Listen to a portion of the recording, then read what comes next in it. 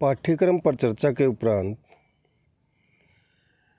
Paper first प्रादेशिक भूगोल, जिसका पहला टॉपिक है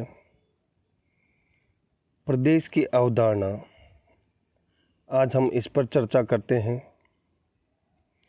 इसमें हम निम्न बिंदुओं को ध्यान में रखते हुए अध्ययन करेंगे। भौतिक एवं प्राकृतिक पर्यावरण को समझना, क्षैतिज विभिन्नताओं का अध्ययन करना, सीमांकन करना तथा क्षेत्रीय विभिन्नताओं का मापन करना, भौतिक तत्वों का अध्ययन करना तथा बाद में सांस्कृतिक तत्वों का अध्ययन करना, नगरों के क्षेत्रों का वर्गीकरण करने के लिए किसी एक तत्व को महत्वपूर्ण मानकर अध्ययन करना। कहने का भावार्थ यह है कि प्रदेश की अवधारणा को समझने के लिए हमें उस प्रदेश विशेष के भौतिक और प्राकृतिक पर्यावरण को सर्वप्रथम समझना चाहिए। तत्पश्चात ही उस प्रदेश विशेष के क्षैतिज विभिन्नताओं का अध्ययन करना चाहिए, फिर उनका सीमांकन तथा क्षेत्रीय विभिन्नताओं का मापन करना चाहिए। भौतिक तत्वों का अध्ययन करना तथा बाद में सांस्कृतिक तत्वों का अध्ययन उस प्रदेश विशेष के संदर्भ में करना चाहिए। अगर हम किसी नगर विशेष का अध्ययन कर रहे हैं, तब हमें इस बात का ध्यान रखना चाहिए कि नगर विशेष का वर्गीकरण करने के लिए हम किसी एक तत्व को महत्वपूर्ण मानकर ही उस नगर विशेष का अध्ययन करें, अन्यथा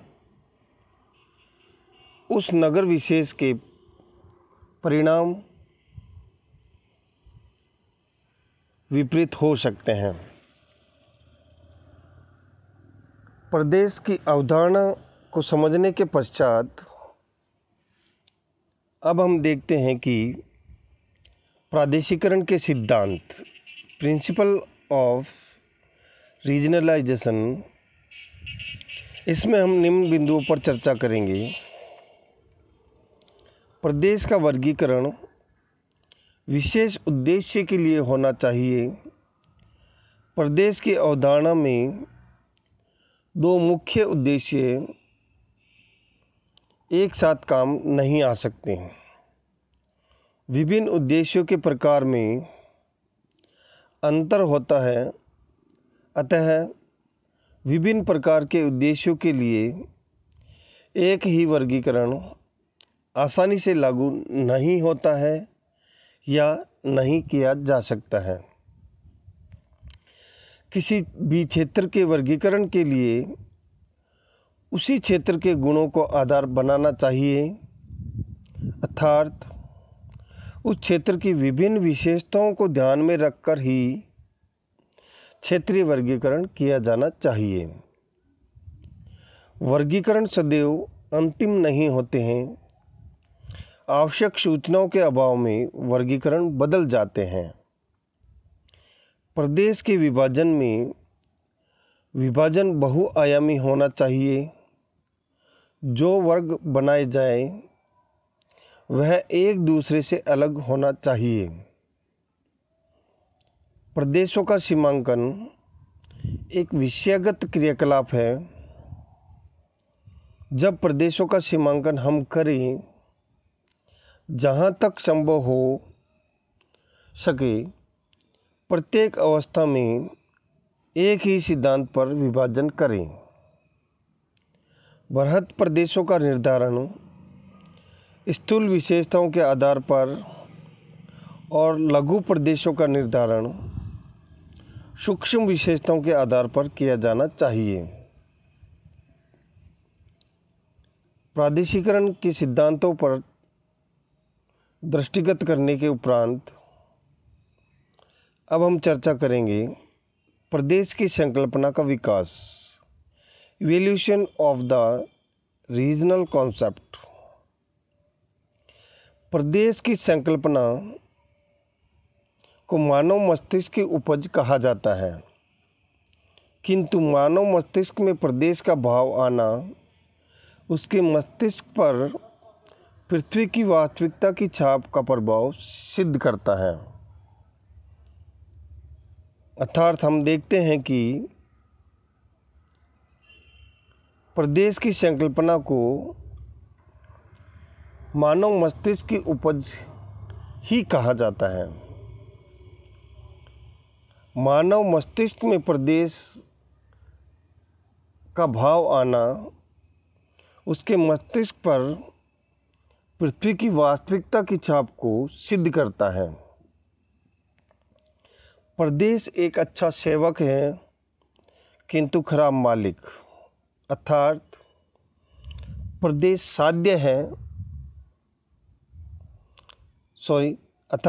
साध्य नहीं साधन है। Region are good servants but bad master. 17वीं शताब्दी में जर्मन विद्वान वारेनियस ने भूगोल के दो पक्षों की ओर संकेत किया। पहला सामान्य भूगोल, जिसमें हम समस्त पृथ्वी के किसी भौतिक तत्वों का वर्णन क्रमबद्ध रूप में करते हैं। दूसरा विशिष्ट भूगोल, जिसमें हम भौतिक और मानवीय दोनों पक्षों का अध्ययन प्रादेशिक रूप में करते हैं। भूगोल के समस्त क्रमबद्ध प्रकरणों का प्रयोग प्रदेशों के अध्ययन के लिए होता है। क्रमबद्ध अध्ययन तथ्यों के विश्लेषण एनालिसिस पर आधारित होता है, जबकि प्रादेशिक भूगोल में तथ्यों का संश्लेषण, सिंथेसिस और समाकलन, इंटीग्रेशन होता है। क्रमबद्ध और प्रादेशिक भूगोल एक दूसरे से भिन्न नहीं बल्कि एक दूसरे के पूरक और परस्पर घनिष्ठ रूप से संबंधित है। इसी संदर्भ में 1970 में मॉन्क हाउस ने कहा कि भूगोल में प्रदेशों का केंद्रीय स्थान होता है। अल्फ्रेड हैटनर ने कहा कि भूगोल भूतल की क्षेत्रीय परिवर्तनशीलता पर केंद्रित अध्ययन है। 19वीं शताब्दी में जर्मन विद्वान रैडजेल ने अपने ग्रंथ एंथ्रोपोलॉजी तथा फाल्कर कुंडे में प्रदेशों का वर्गीकरण और वर्णन किया तथा लैंडस्केप शब्द का प्रयोग प्रदेश के अध्ययन के लिए किया। जर्मन लैंडस्केप शब्द को कुछ विद्वानों ने लैंडस्केप के समान प्रयुक्त किया, परंतु जर्मन लैंडस्केप में केवल भूदृश्य नहीं, भूदृश्य एवं प्रदेश दोनों की आंतरिक समानता निहित है। फ्रांस में 20वीं शताब्दी में विडाल डी ला ब्लांस, गालो, दी मार्तोनी, बॉलिंग ने प्रदेश अध्ययन में विशेष योगदान दिया। फ्रांस में कृषि प्रदेशों को पेज कहते हैं। कंपेज ऐसे समंकित प्रदेश थे जिनकी आंतरिक समानता प्राकृतिक, जैविक, सामाजिक एवं मानवीय आधारों पर निर्भर थी। ब्रिटिश भूगोलवेत्ता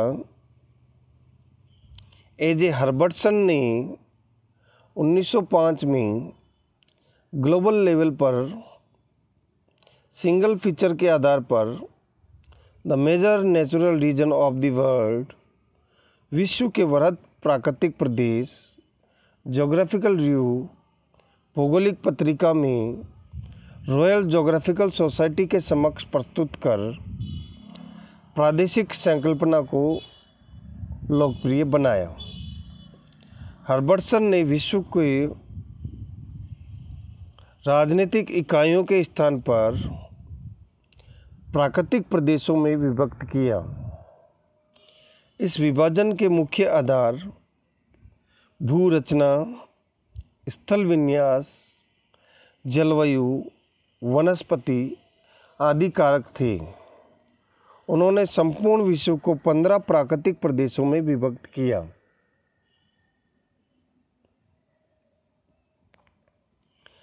प्रदेश की संकल्पना के विकास पर चर्चा करने के उपरांत अब हम प्रदेश की परिभाषा पर दृष्टिगत करते हैं। मीनिंग ऑफ रीजन: पृथ्वी तल का वह इकाई क्षेत्र जो अपने विशेष अभिलक्षणों के कारण अपने समीपवर्ती अन्य इकाई क्षेत्रों से भिन्न समझा जाता है, प्रदेश कहलाता है। कहने का भावार्थ यह है कि पृथ्वी तल का वह इकाई क्षेत्र जो अपने विशेष अभिलक्षणों के कारण अपने आसपास के अन्य क्षेत्रों से भिन्न विशेषता रखे, तब हम उसे प्रदेश कहते हैं। जैसे थार का मरुस्थल,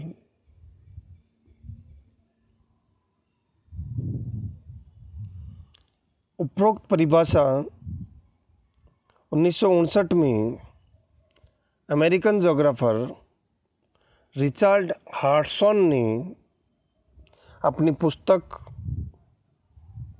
नेचर ऑफ ज्योग्राफी भूगोल की प्रकृति में दी। प्रदेश की परिभाषा देखने के उपरांत अब हम चर्चा करेंगे प्रदेश का वर्गीकरण, क्लासिफिकेशन ऑफ रीजन्स। प्रदेश का वर्गीकरण निम्न विद्वानों ने अपने अपने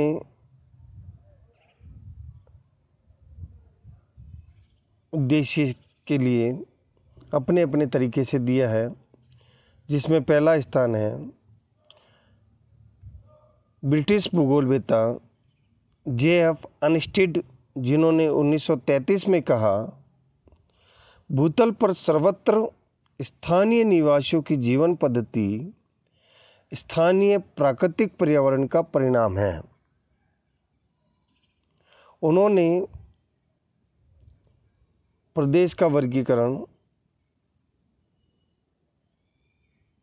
स्टॉव, उपक्षेत्र, ट्रैक्ट क्षेत्र, सब रीजन, उप प्रदेश, माइनर रीजन, लघु प्रदेश, मेजर रीजन, मुख्य प्रदेश आदि तत्वों के आधार पर दिया। बुंगी और मिग ने कहा कि प्रदेश कोई विशिष्ट इकाई नहीं है, वह तो पृथ्वी की सतह के क्षेत्रीय वर्गीकरण के साधन है। प्रदेश का द्वितीय वर्गीकरण 1949 में D.L. लिंटन ने दिया। उनके वर्गीकरण का आधार आकृतिक प्रदेश रहा। उन्होंने प्रदेश के वर्गीकरण को साइट, स्थल, स्टोव, उपक्षेत्र, ट्रैक्ट क्षेत्र, सेक्शन, खंड, प्रोविंस, प्रांत, मेजर डिवीज़न, मुख्य भाग, कॉन्टिनेंट, महाद्वीप आदि तत्वों के आधार पर दिया। 1954 में अमेरिकन ज्योग्राफर डी विटलसी ने एसोसिएशन ऑफ अमेरिकन ज्योग्राफर्स के समक्ष कहा कि प्रदेश एक वैचारिक रचना या बौद्धिक संकल्पना है। इसके निर्धारण का लक्ष्य विचार प्रक्रिया को सरल बनाना है। इन्होंने अपने वर्गीकरण में लोकेलिटी, स्थान, जिसका मैप स्केल इन्होंने 1:10,000 रखा, डिस्ट्रिक्ट, जिला, जिसका मैप स्केल 1:50,000, प्रोविंस, प्रांत, जिसका स्केल 1:10 लाख, रीलम यानी कि परिमंडल, जिसका मैप स्केल 1:50 लाख रखा गया। ब्रिटिश ज्योग्राफर पैटरसन ने 1974 में कहा कि इस प्रकार के अध्ययन का उद्देश्य किसी स्थान विशेष में विद्यमान भूदृश्य की यथार्थ तथा विस्तृत व्याख्या करना है। अतः प्रादेशिक भूगोल के अध्ययन में अध्येता का ध्यान संबंधित स्थान या प्रदेश तथा उसके निवासियों के समग्र अध्ययन पर केंद्रित होता है, सामान्य सिद्धांतों की खोज पर नहीं। प्रदेशों का वर्गीकरण करने के उपरांत अब हम प्रदेशों की यूनिट पर चर्चा करें। एक लक्षण प्रदेश, जिसमें हम क्षेत्रीय वर्ग बनाएंगे। बहुलक्षण प्रदेश, जैसे मार्ग संगम प्रदेश, आकृतिक या एक समान प्रदेश, पूर्ण प्रदेश या कंपेज, कंपेज का पदानुक्रम, स्थान, जिला, प्रांत और परिमंडल सबसे बड़ा भाग।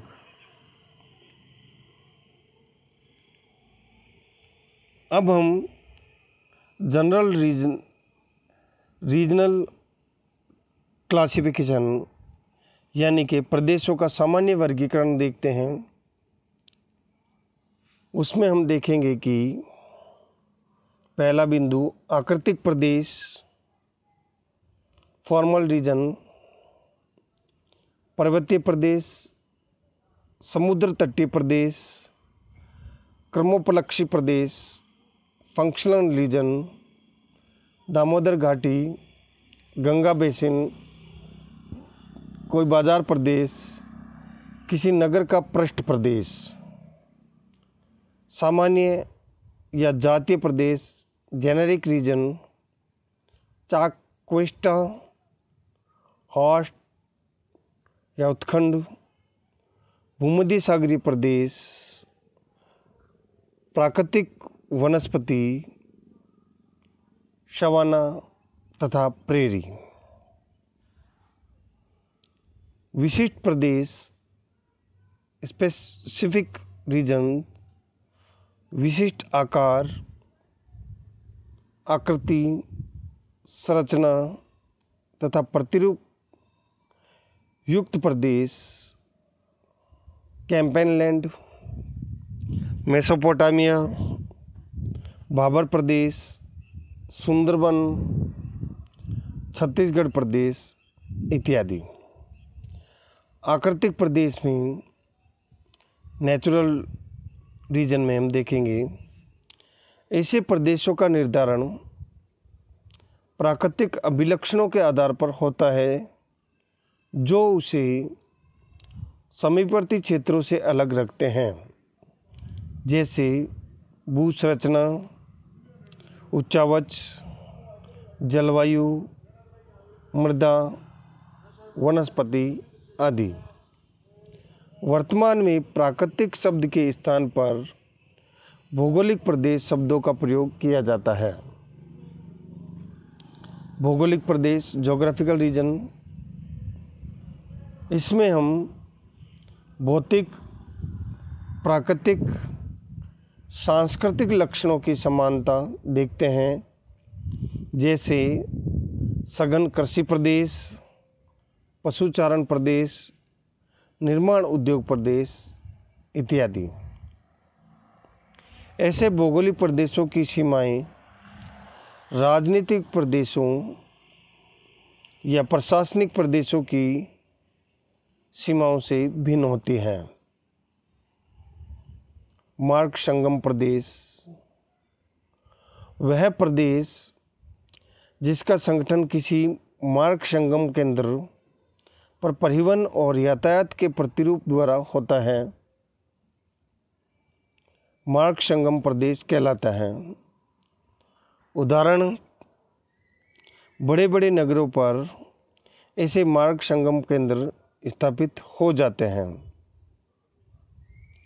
नगर प्रदेश Tokyo, New York, London, Moscow, Kolkata, Mumbai, Delhi प्रदेश आदि।